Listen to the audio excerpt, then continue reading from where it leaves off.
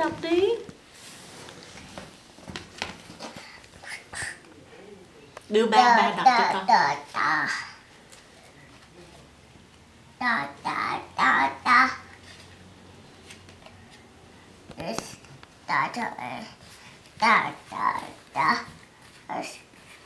Đào.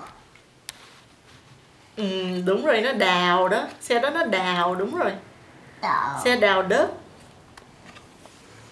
Đào. Mấy đó là xe truck. Xe này làm ruộng. Đào. Làm ruộng. Xe đào. Đào đó, đúng rồi. Đào. Xe đào. Xe Đào. cứu hỏa. Xe cứu hỏa.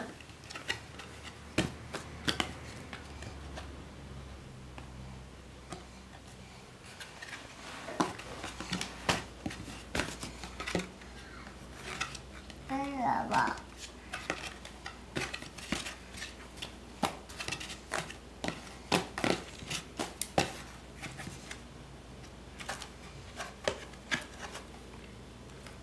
Đó là ai vậy? Đó là người cứu hỏa.